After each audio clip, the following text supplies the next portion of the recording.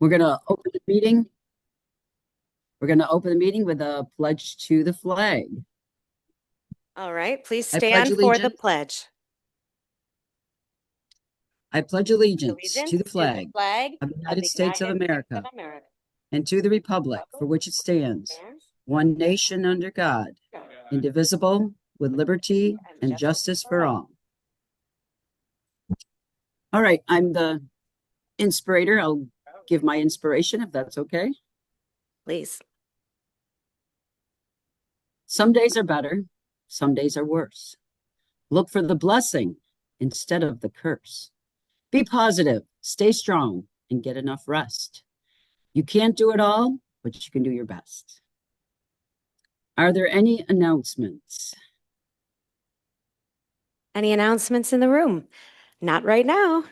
We're ready to roll, Darcy. Thank you, Madam Toastmaster. Thank you, Madam Sergeant at Arms. For our contestants, we just welcomed a couple of guests in the Zoom room. We have Kathy is coming in from Clarence Toastmasters in our area 12, and Alicia is zooming in, found us online, zooming in from Niagara Falls. So welcome to our honored guests, Kathy and Alicia. And we have a treat for you today, folks. I am Kate, or I am your Vice President of Education. And one of my jobs, in addition to our education paths of becoming better communicators, better listeners, better leaders, better speakers, is our contest season. Winter contest season is upon us. We have two contests today. We are starting with our humorous contest and then our international inspirational contest. We can send two contestants on to the next level. We have two contestants in each category. Please do not disqualify yourselves in any way, especially time. And so I am pleased to introduce that our chief judge is Jill Roaring, and Jill is coordinating our roll holders as well as keeping me in line because someone has to. It is impossible, she stated from the floor. And so we're going to have an excellent contest today. Yes, sir. Oh, I would also like to recognize a dignitary in the room. Eric Schneider took the day off work so he could be here, and he is our area director. Thank you, Eric, for being here also. And he wanted us to remember the date to save to follow our contestants to the next level is Saturday, February 7th, 11 a.m. at Amherst Audubon Library, in person only. And so I hope to see as many of you there as possible. Guess what? I'm the contest chair for that one too. So I'll be your MC for that. I'm super excited. We have folks from outside our area who are participating February 7th. February 7. Okay, we have our chief timer is David Jones on Zoom, backed up in the room by Sam Jim Batista with the cards. Can David, would you like to say anything or just show the lights? David Jones from Charlotte, North Carolina. Just showing the lights, green, yellow, and red. Usual stuff, 5 to 7 minutes, I believe, for all contests. And you have a 30-second buffer, but don't go to, was it 7:31? Because then you're disqualified. So Absolutely thank you. true. Thank you, David Jones, another dignitary in the room. David Jones, one of the district, are you the district director in 37? Yes, thumbs up. Yes. So he is amazing and eligible to be our timer, but nothing else in the contest. And so he'll keep track and did that beautifully. So we have 5 to 7 minutes for all the speeches today. 5 green, yellow at 6, red at 7. Don't go over. And you have a 30-second buffer on either side. Sam, can you hold up the cards, and can all our contestants see that you have cards and the Zoom online? So if tech gives us issues, we have the backup as needed. Thank you. Okay. Our counters, chief counter is also our contest sergeant at arms. I will ask our chief judge, have our contestants been briefed? Yes, they have, she said. Have our roll holders been briefed, including judges? Yes, they have, she said. We are ready to roll. Are there any questions from contestants from the floor? I would like to announce the order of this contest. I've already stated that humorous will be first and international will be second. Our sergeant at arms for the contest did the draw for order out in the hallway. So please, those of you who need to record this, if you are counters, if you are judges, if you are timers, the order is humorous first speaker, Mike Florio from Zoom. Our second humorous contestant, Dave Licata. Again, that's Mike and then Dave. For our international contest, the order will be first speaker, Larry McKenzie. First speaker, Larry McKenzie. Second speaker, Maggie Craig. Second, Maggie. We will do both contests. We will roll and do all 4 speeches. Then there will be the time for the judges to tally and the interviews. There will be 1 minute of silence after each speaker is done for judges to tally the ballots. Please, timers, show a light, your choice, green or red, when the 1 minute after each speaker has also finished. After our second speaker in each contest will take as long as, or no, keep your ballots. So after the 4th speaker, then we'll have as much moment of silence as needed for the ballots to be collected. Still clear? I'm so excited to see you all today. Another special thank you to Bridget for bringing treats, to Joe for bringing treats and setting up the coffee. Thank you so much, Bridget and Joe. If you were here in the room, those of you on Zoom, you could enjoy fruit and pumpkin cookies and donut holes. So we're enjoying ourselves with a little sugar boost and maybe go have breakfast after, since the snow supposedly will stop in the next couple of hours. We shall see. Oh my goodness. Oh, I'm just going to, I know I should never step away from the lectern, but so I won't. Eric, will you bring me that first stack of papers, please? That, yep. Thank you very much. And remember to, that's perfect. Okay, great. So we will begin with our first speaker. Reminder, please be as quiet as possible if you're coming and going out of the room. You can be off screen on Zoom if needed and observe, or be on screen, whatever you're comfortable with.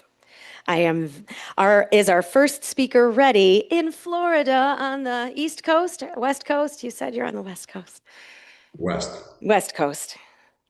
I'll explain that later when we get into the interviews. Okay, Mike is ready, and then please unmute yourself, and everyone else stay on mute as always. Mike, are you ready? Ready. Mike Florio, into the deep blue sea. Into the deep blue sea, Mike Florio.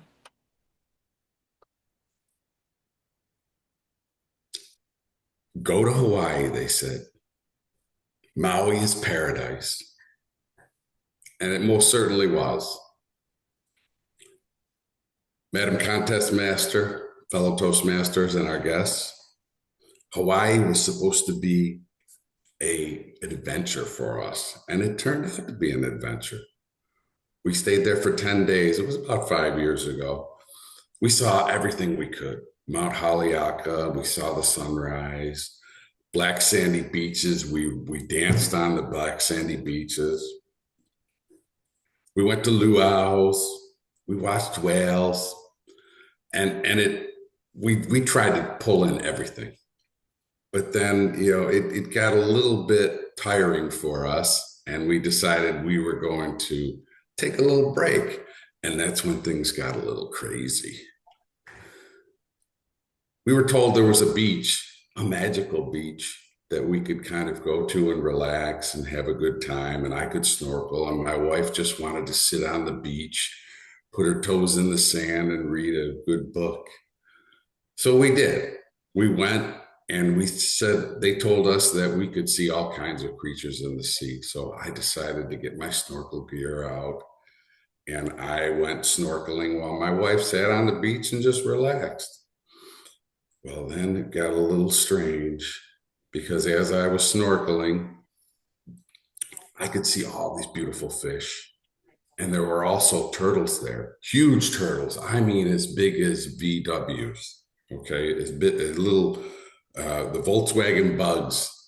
And I got maybe just a little too close when I was snorkeling to one of them, and a wave came in. And Mike, I have to stop you. I yeah, apologize because it looks amazing. We were cutting in and out of sound and we assessed, can we do another mic check? You're going to qualify as long as we don't go over time. We're going to cancel that started. We can send you anyway, but let's see. what We want to happened? give you the chance to actually be Can you hear me get now? feedback. Can't hear him still. Can you hear me now? Can you hear us? Yes. Yes. Can We folks hear on Mike Zoom and hear Mike? we do. Yes. Folks on Zoom can hear Mike. Mhm. We did not know that. We were trying to assess. They thought that nobody could hear you. Is it all right? Oh, now I can. Keep talking. Test, Okay, test. 1, 2, 3, test. Okay, thank you, Darcy, who says on Zoom we have been able to hear Mike from the start. That's what it appeared to. Nobody seemed like they couldn't hear. I thought maybe someone chatted. I hate to interrupt you. We would not have done that lightly. So now what? Put on pause. I don't want to throw you off. The biggest thing is we can hear you still now? Can you hear me? Yes, this is fixed. We're not sure. So everyone on Zoom, thumbs up. Thank you. Technical issues.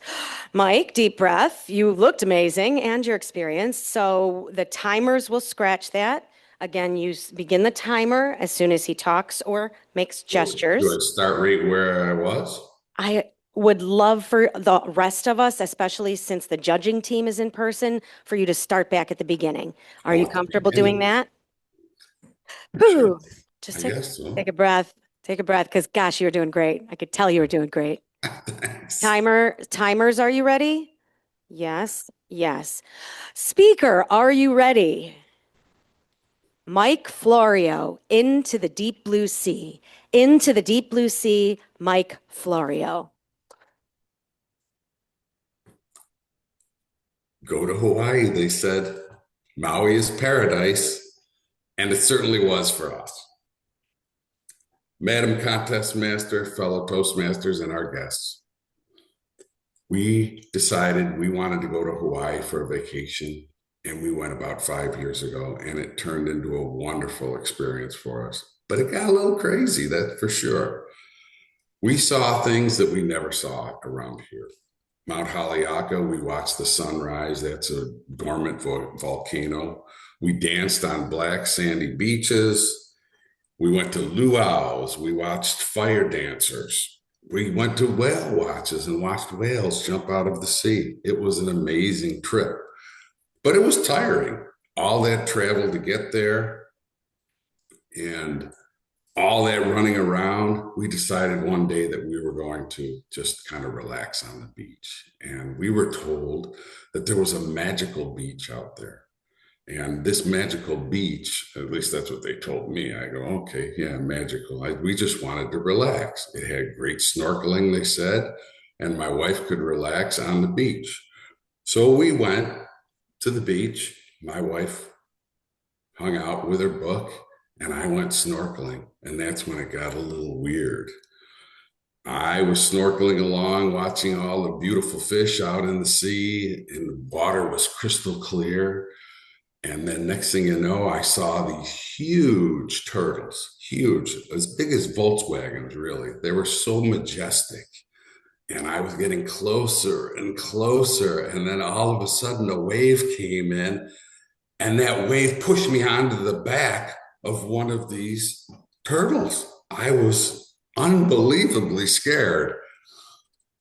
I held on. It was the only thing that I knew that I could do. So I grabbed on, and all of a sudden, the turtle turned around to me and he goes, "You're going for a ride, buddy." And before I knew it, he was bringing me down into the ocean. I had taken a deep breath because I had my snorkel on, and I was going deeper and deeper, and I was getting so scared. I thought, this is it for me. I let go, but I was so deep that I don't think I could have ever made it back on my own. And then all of a sudden, some other creature swooped in. It looked like almost like an angel, and it wrapped its arm around me, and it started to take me deeper, and it spoke to me in mental telepathy. And it said, "Don't worry, you're going to be okay. You can breathe now." And I could breathe magically. It was unbelievable. So we started going deeper and deeper and deeper. And it was dark. And then all of a sudden I saw a light.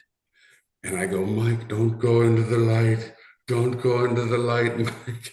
But she kept going closer and closer into the light. And then all of a sudden, the light started to get larger. And I could see. I go, "Wow, that's not just a light to a tunnel or something. It's a light to what looks like might be a small city." I thought, is this it? Am I done? Is this the end of Mike Florio? We got closer and closer, and it looked like a bubble from the top. And what we did is we went underneath, and there it was. We went in, and inside of that bubble was an entire city. People doing just normally what we would do. And it was beautiful. There were trees there, there were animals there. And I literally spent the whole day there talking to these people. It was as if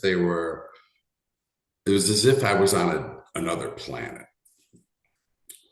So I stayed for a long time, and they showed me all around, and they gave me all these different types of foods, and they showed me around, and they warned me, though. They said that there's a danger out there, because they showed me how they breathe, how they bring the oxygen into that little bubble. And the screens were full. They were full of debris from the ocean. And they said, if we don't take care of our oceans, if we don't keep them clean, that we are doomed almost. And even they are doomed, that they will not be able to exist. So I stayed there for quite a while. They showed me all around, and it seemed like I was gone for, I don't know, all day, maybe even longer. And they said, "Okay, Mike, it's time for you to go back. Time for you to go back to up to the top to the beach." And they brought me back up very slowly. And next thing I knew, I was back on the beach. And I went to my wife, and my wife said, "Wow, you've only been gone for 5 minutes. That wasn't that much of a snorkel ride." And I go, "Wow, I think I might have traveled through time." So I told my wife, I told her all about it. And she said, "Wow, you better stay out of the sun and get off the Mai Tais, okay? You're just kind of losing it." And that was my story, my wild, wild story of Hawaii. Madam Contest Master.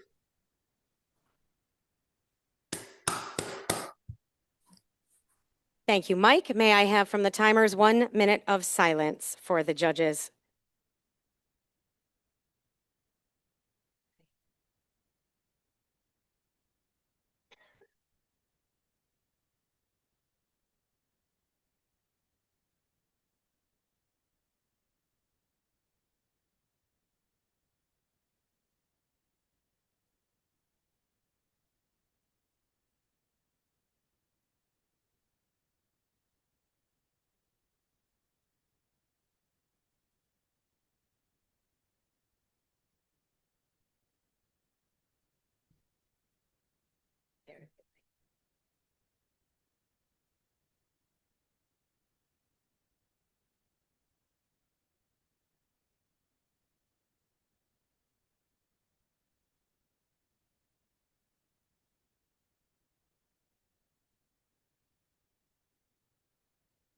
Trying not to.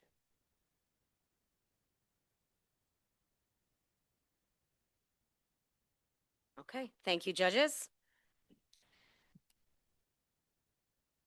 Dave, are you ready? Excellent. David Licata, last train to Carlsville. Last train to Carlsville, Dave Licata.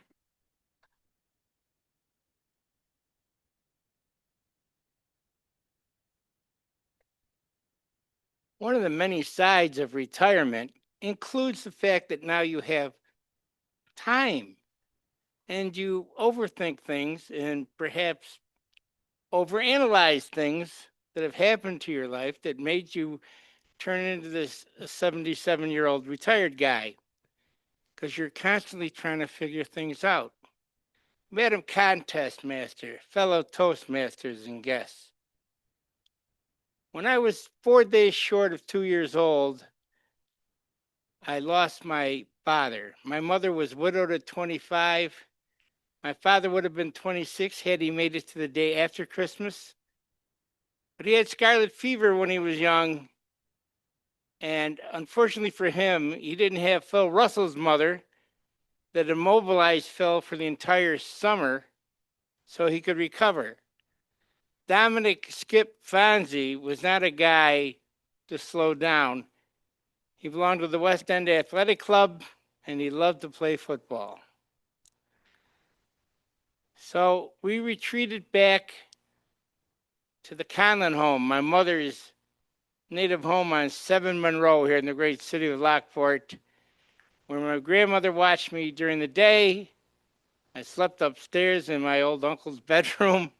My mother took over her room with she used to share with her sister Dolores. And that's how I really learned how to get spoiled. Spoiled by my godmother, my grandma Fonzie, my grandma Conlon. But not bad being spoiled. So we're just marking time. I noticed that my cousin Jim has a dad and I don't.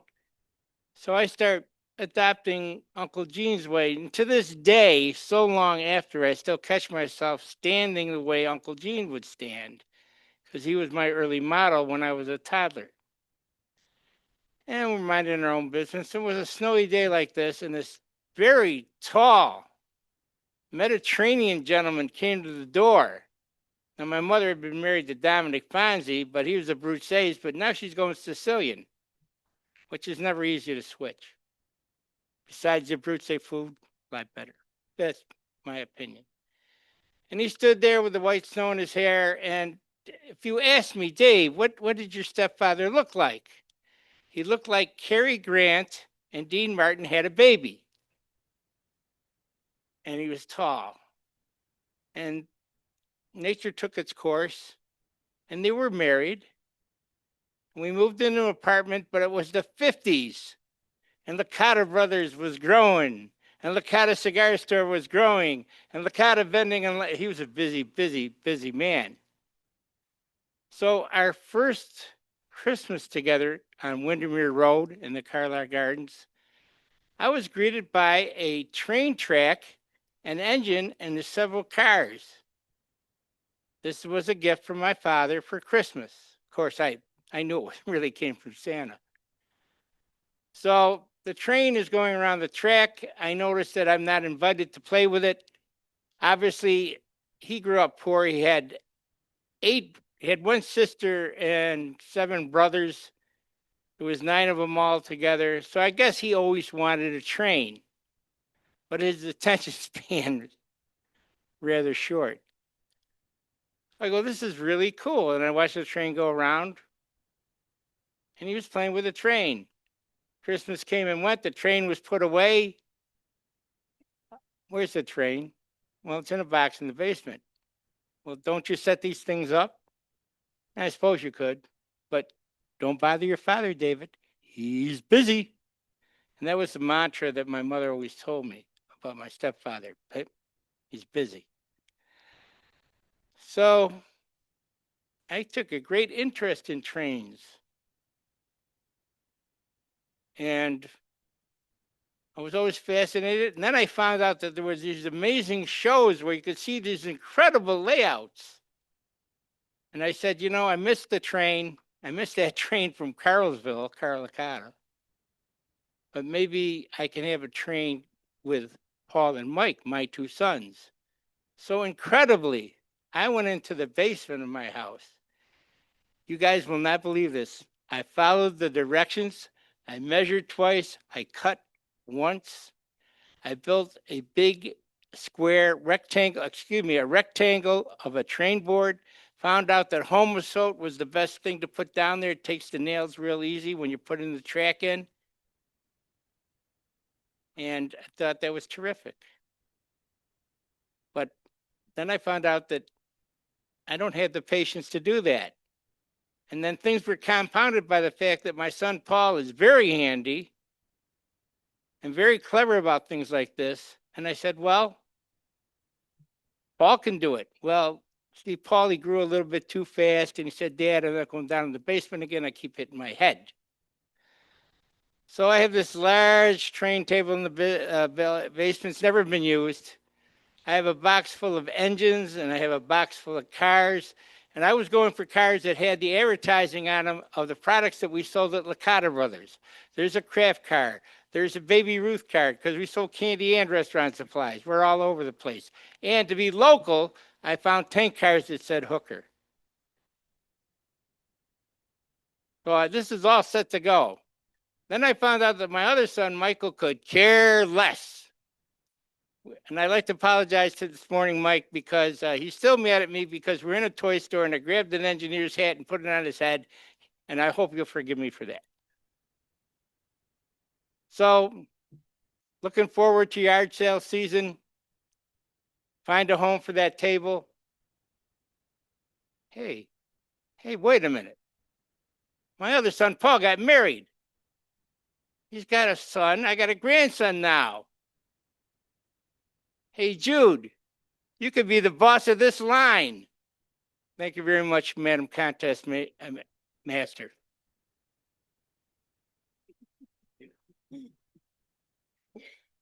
Thank you, Dave. 1 minute of silence.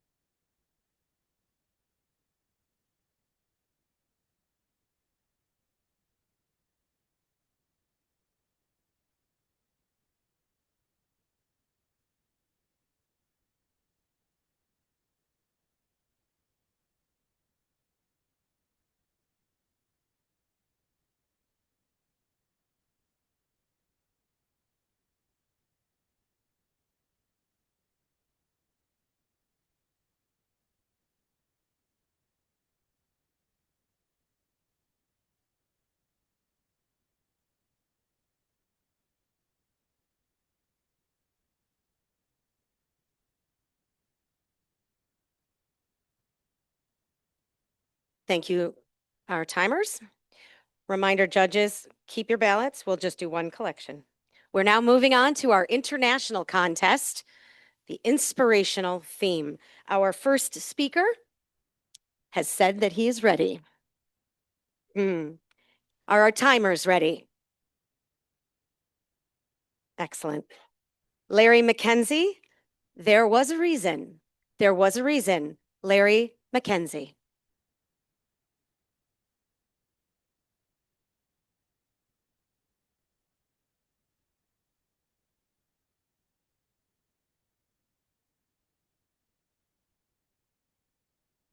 Have you ever survived something that should have ended you?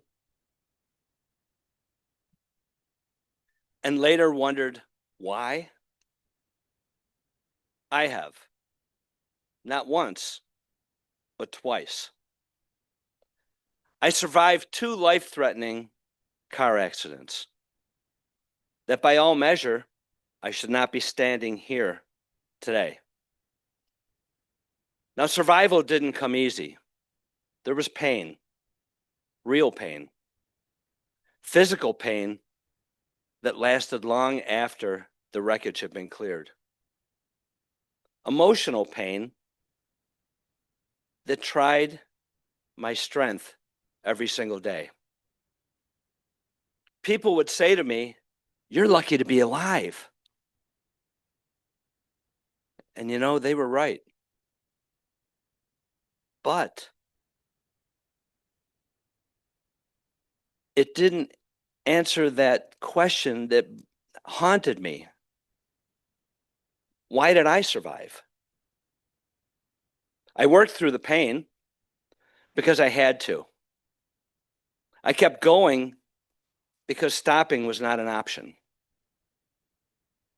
But deep down, survival felt unfinished. It felt like a sentence without a period. And then hope was born.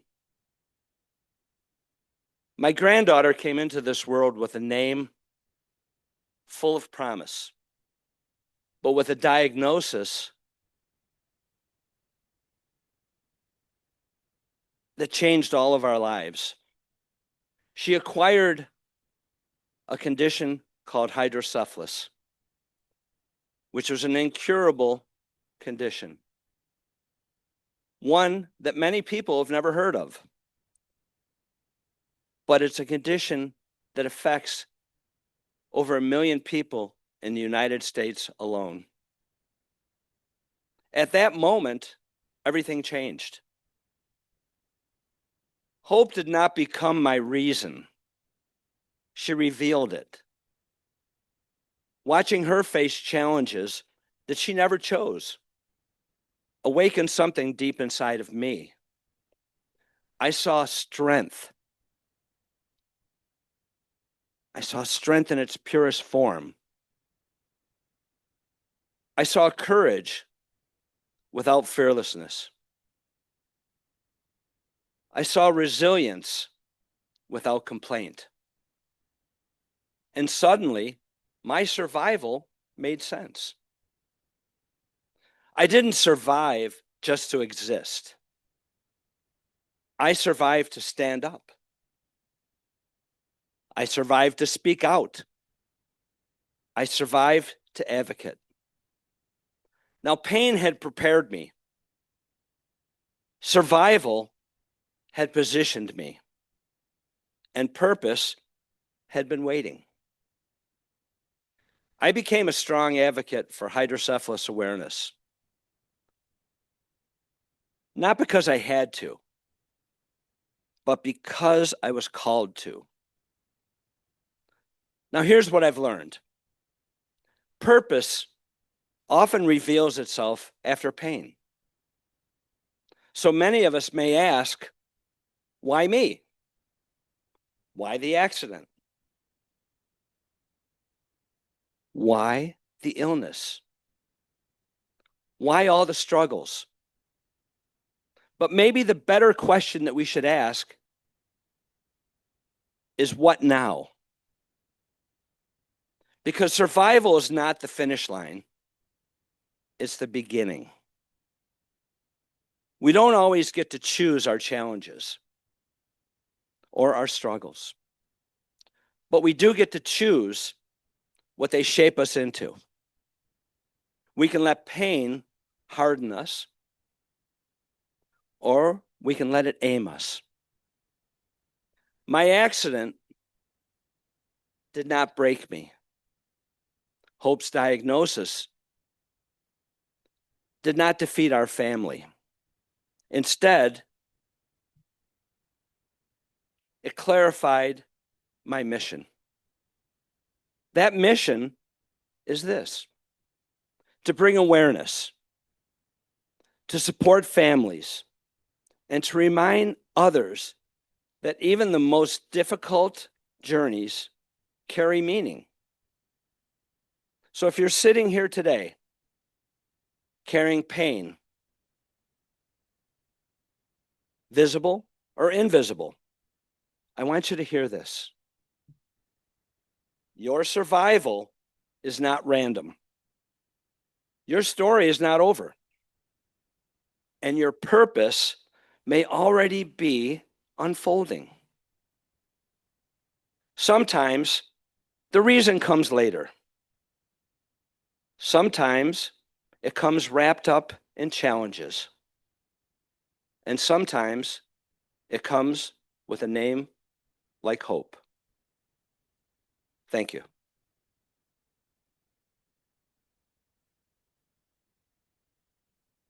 Thank you, Larry. 1 minute of silence from our timers.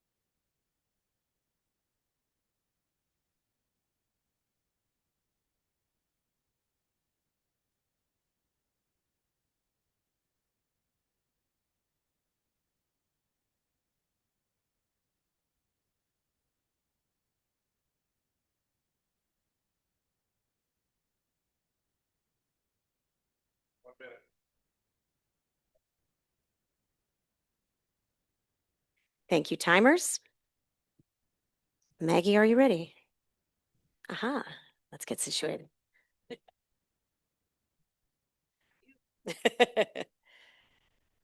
Okay.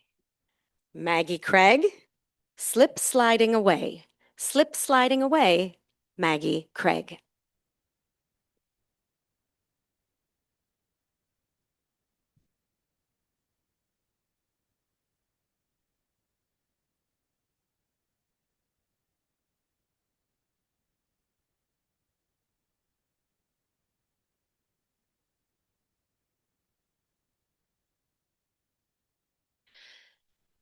Good morning. Soon I will turn 65 years old. 65, like that.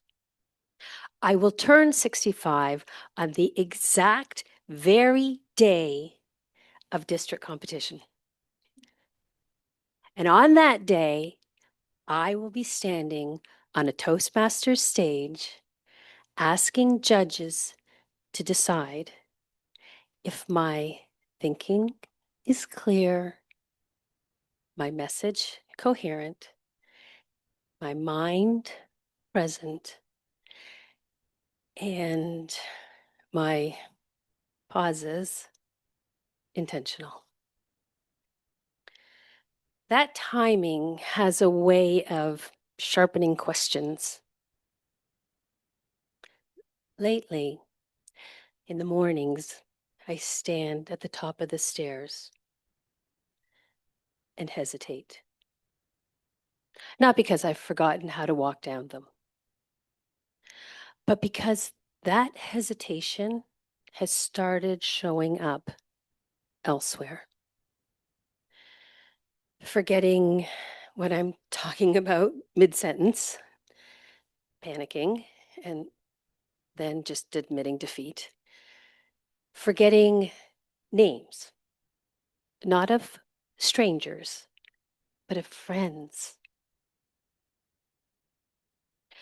Knowing something, but grasping the facts, the words, just hovering out of reach.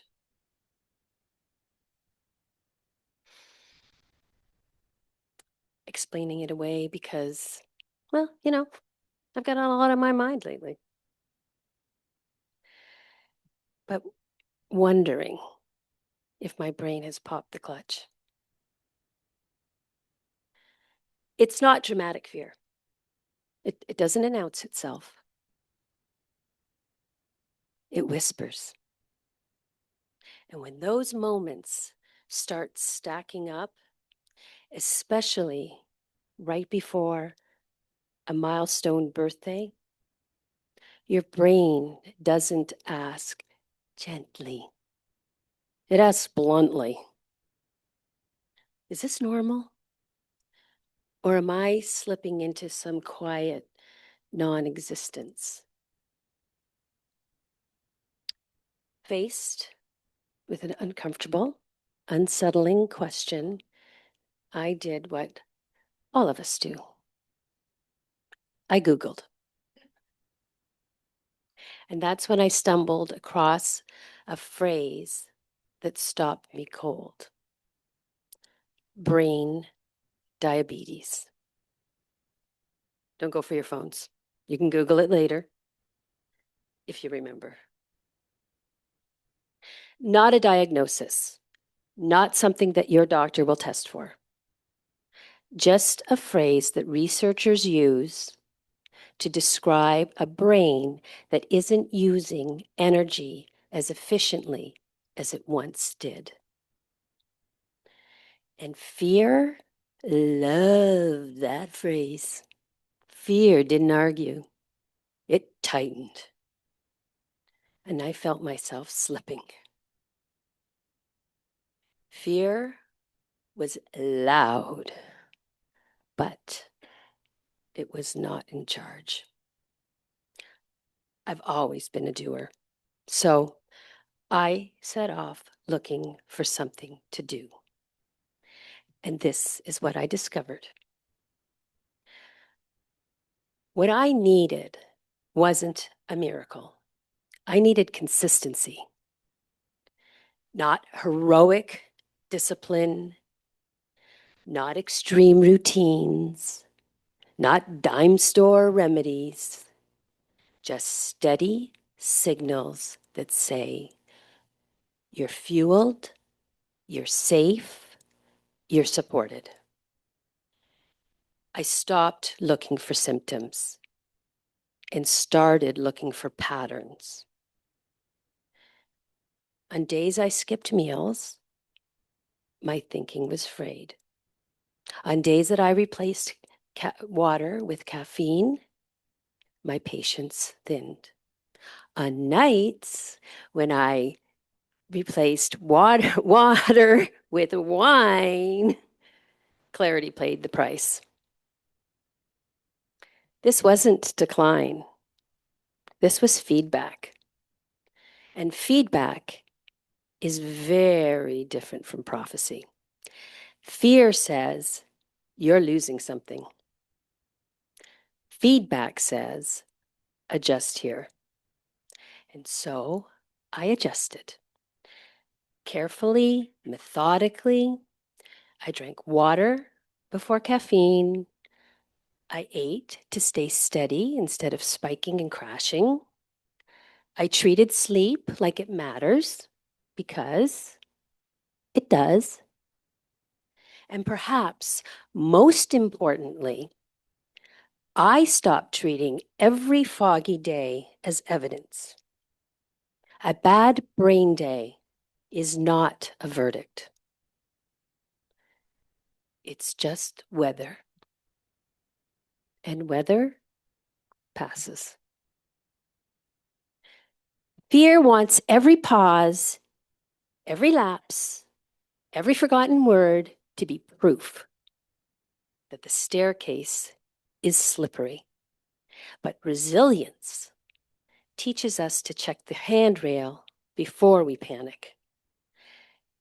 Now, when I pause at the top of the stairs, I smile. Not because I'm fearless, but because I understand my system better. And understanding gave me my footing. I don't need to control the future. I just need to support the present. Because the brain isn't fragile glass, it's adaptive muscle.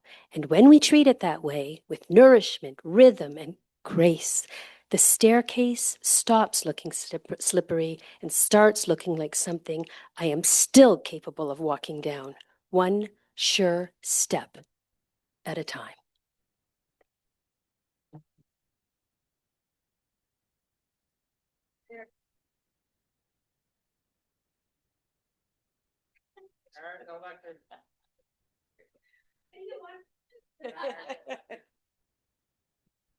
Timers keep, and audience, please silence until all of the ballots have been collected. You do not have to keep time because we will continue silence until the Sergeant at Arms lets me know that we can continue, and we will do the interviews in the same order as the speakers. You may get refreshments and coffee, etc.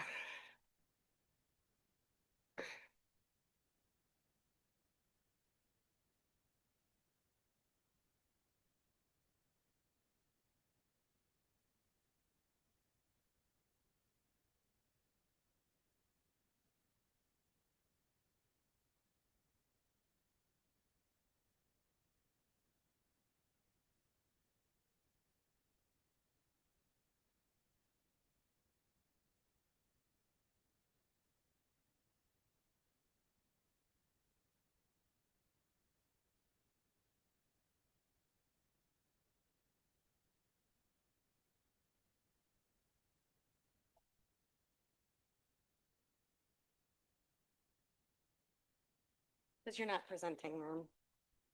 You can. It's more me, Mike. We had it all planned before we knew you were coming. No, don't. No, sorry. It's a good idea, but we have it in hand.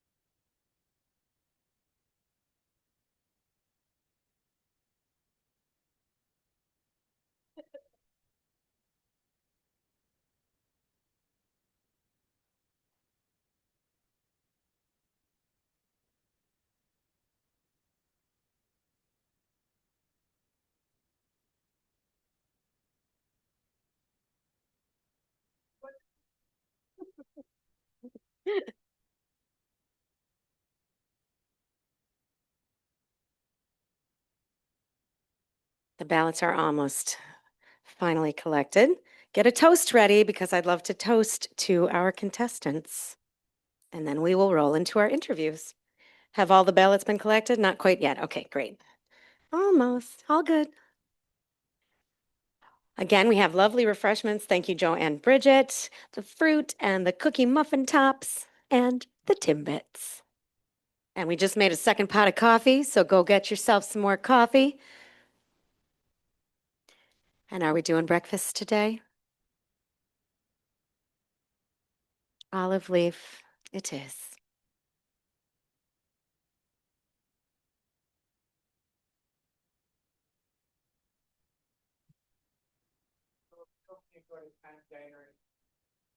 Did they kick her out? Oh, no. Oh, can't go there.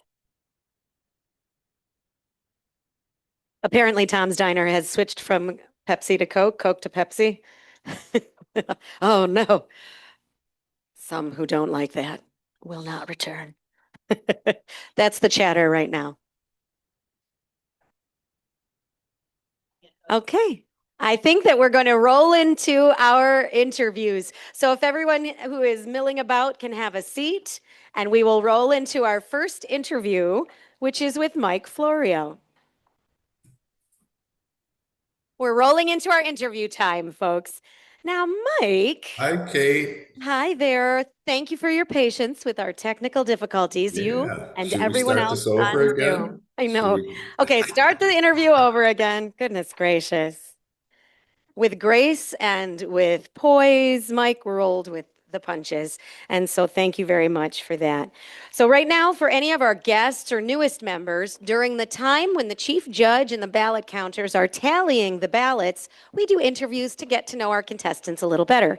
Mike, how about we start with, you've been in Toastmasters how long, and have you held any officer roles? I know you have. Tell us what you'd like to share. Wow, I knew you were going to ask me how long I was in Toastmasters for, and I'm trying to do the math. It's got to be at least 15 years or more. And I've held every role. The day I came in, Dave Licata said, "You're going to be Sergeant of Arms." I go, "What?" I mean, I haven't even done a speech yet. No, no, no. You're going to be Sergeant of Arms. I go, "All right, Dave." I did that for 3 years. I was treasurer, VP of education. That one's the toughest job, honestly. Not my favorite. But anyway, they're all good jobs. And I was president once as well. So I've been through just about everyone on the local level, none really any higher, because I always worked and it was just kind of a competing thing. But I love being part of the club and I like to help out as much as I can. So it's been a really great ride. Thank you, Mike, for that. I alluded at the beginning to East Coast, West Coast. So for our guests and anyone not on the email chatter planning this, originally Les Robinson was perhaps participating also from Zoom, also from Florida. And you had a good East Coast, West Coast represent situation. You said you're on the West Coast? I'm on the West Coast. Yeah, I'm in Port Charlotte, which is a little bit south of Tampa, and I feel a little guilty. I mean, it's wonderful here. It will be 80 degrees today. It's kind of Yeah, dig it in harder. But yeah, we heard from the floor it might be minus 80 degrees here today. yeah. It kind of feels like it. I So thought you, Wes and I could get together, but he's pretty far away. He's in Fort Lauderdale, which that's across what they call Alligator Alley, and that's a little bit of a drive. it's all good. Hooray for technology, and we can connect this way. That's Thank you pretty for cool. representing us, Mike. I think that's Yeah. good. Unless, do you have anything else you'd like to share? No, hey, that's it. All right. Thank you. I had a wonderful time. Safe Thanks. trip and bring that sunshine back with you. All Oh right. yeah, for sure. All right. Our second speaker today is David Licata, one of our founding members. David, last train to Carlsville, and I'll meet you at the station. I mean, I couldn't say it that way to be any distraction. Had trouble as well. I feel like I don't have to ask you any questions. You could, Madam Timer or Mr. Timer, let's start a 2-minute time just to make sure we stay on time. Would you like questions or would you like to just Lord, talk? the things I put up with. the part of this stretch where I was trying to supplement, trying to figure out, I wish I had a better relationship, wish I spent more time with my stepfather. He was a good stepfather. I don't have any Oliver Twist tales here or anything Dickinson about it. But we never found the time to work on that train together. But the saddest part is you live in Buffalo, Western New York, which used to be such an amazing rail hub. And there's some amazing train shops in Buffalo with incredible dioramas. And I'm just hoping to build a couple paper mache mountains and a bridge. But I had great plans. I even found a little plastic stand that looked like reeds. I was going to try to make it Lockport. But Paulie said, I'm hitting my head. I'm not going down there again. And I don't have the patience. I mean, that's terrible. You have this fantasy that you want to do something, and then you realize you don't have the patience for railroads, But now Margot knows why I always drag this hat out every Halloween, and that was my costume, train engineer. Thank you, Madam Contest Master. Bravo, bravo. Do you have any questions? Did you have any influence in naming Hey Jude? That was clever at the end. Any influence or zero? Sarah Beeline Capon, which half the club is familiar with. I told her the name and she said, that's a strong name. And my son and his wife aren't too good about anything religious or biblical. They had no idea who the hell St. Jude was. So to calm down my son's mother-in-law, I found this little meme on Facebook, and it was all about St. Jude because I didn't know that much about him either. And Paulie said, that's not what we named us. Calm down, Paul. Paulie, your daddy likes the Saints. They help me out, so calm down. Thank you so much. Bye-bye. Thank you, Dave. Okay. Larry sent in brought a typed version of his bio. Thank you, Larry. You're welcome. We should just take this and Okay. hand it, I think. Sorry, Len. I apologize. All right. I feel like you could also just talk. I don't have to ask you questions. Ask you questions. What is your favorite quote right now? Living well is the best revenge. It ties so well into your speech today. And goodness gracious, the officer roles you've held: President, VP of Education, VP of Public Relations, Treasurer, Area Director, and Logistics Manager for the district. Are you doing that again right now? How's All right. You wrote, do you do like anything outdoors? What are your plans for these snowy days? To stay indoors. Number one. First of all, thank you. Was that a question? What are my plans for these snowy days? First of all, this morning when I came out, I got stuck in my driveway and I said, this is not going to be a good morning. And then some plow guy said, wow, so I had to get my car back in a little bit while the plow went by, and I'm thinking, I'm really in trouble here because I didn't think I'd even see a plow. But I got out of the driveway and I made it here. I was a little late, earlier than Dave Licata, but I was not specifically on time. And I did leave something out of my speech, and it was the explanation of what hydrocephalus is. And hydrocephalus is actually the abnormal accumulation of fluid, cerebral fluid in the brain, and there's no cure for it. So that was it. And here I have my little brain that I picked up in Minnesota. And there's a company, it's called Medtronic. And Medtronic is basically a shunt company where they make shunts and different things to try and help people with hydrocephalus. And they had these as their little giveaways, and they're little brains, but they're stress balls. So they're a great thing that I carry with me because I can just actually work on my grip is what it is. So is there any other? I think that's good for now. I know we'll hear more in the future. Thank you so much. Larry, you know what? There is one more thing. How old is Hope now? You can't come on, Maggie. How old? You can just tell me and I'll tell them. I'll tell you.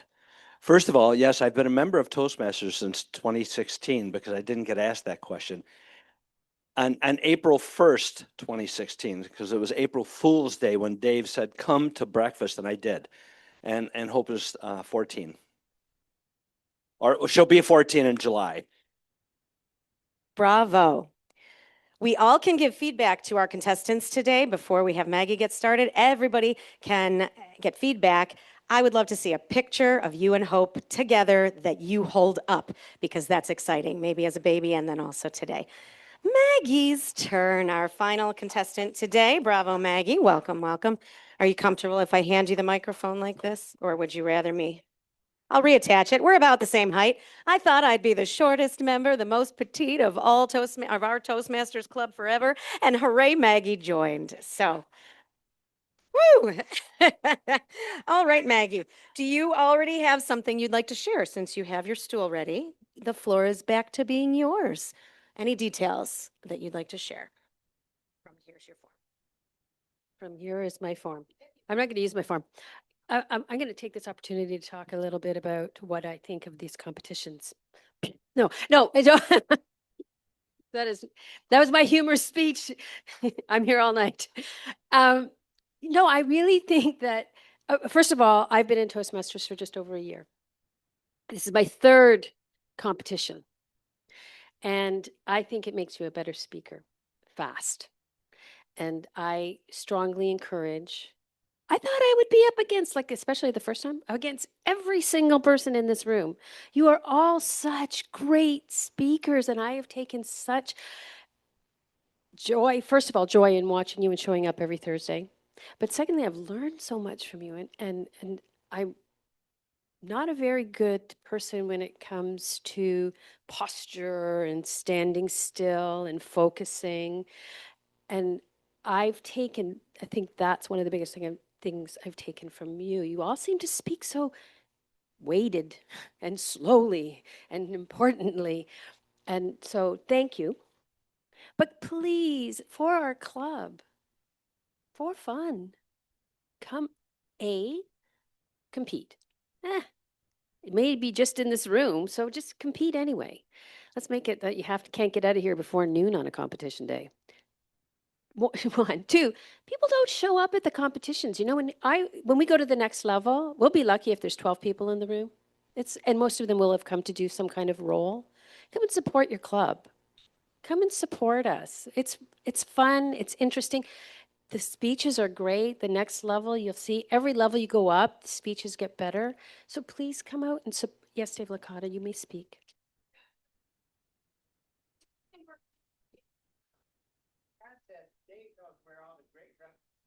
This is correct. So if you starve, like Dave obviously does, whoa. So sorry. Oh my God. He is such a good friend, and he brought me into Toastmasters. He is such a good friend. So I was mean, and I apologize. But I am serious. Participate and support the people who are participating, please. That's what I have to say about the contest today.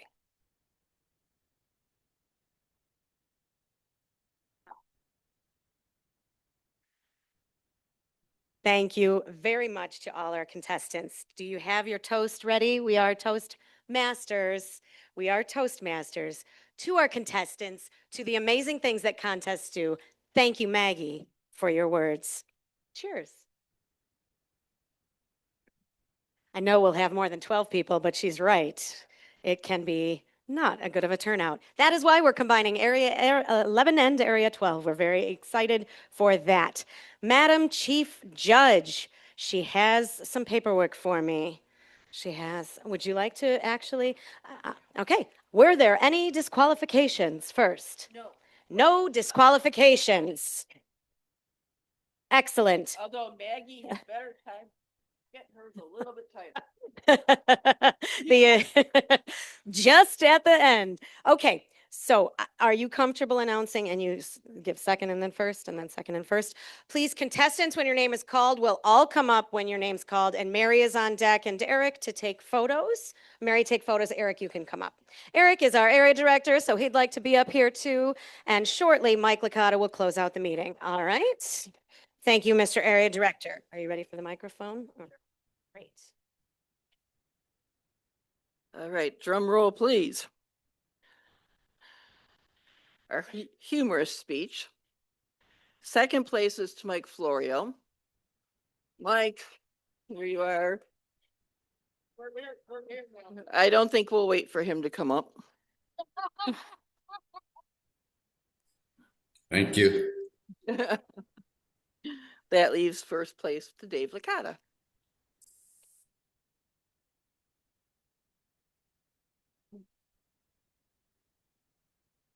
Congratulations. In international, second place to Maggie Craig.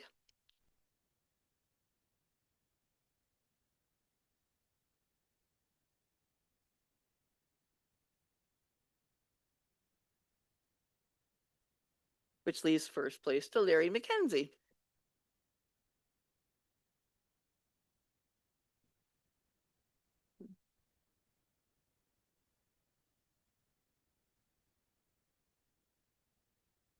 Larry. Okay, so I guess it's time for photos or whatever here. Who do we? Right there, it's your top. Oh, he's hanging. Okay. Yeah. Oh. Yeah. All right. Great. Thank you guys.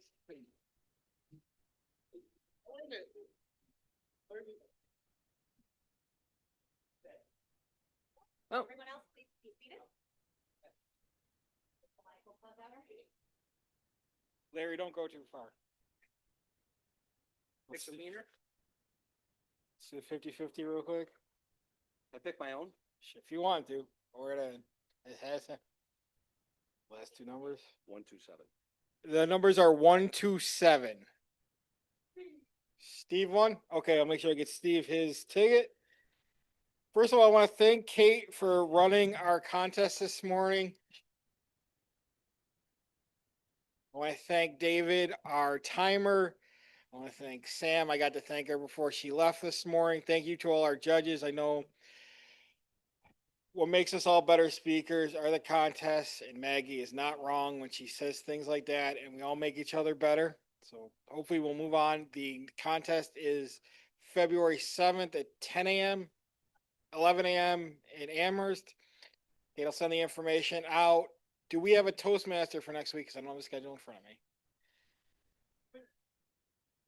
We got the. We'll take it out to our guests. If you would like to speak, I would like to give your feedback on the meeting. We'll start with Kathy. We'll start with Kathy if she wants to give her feedback.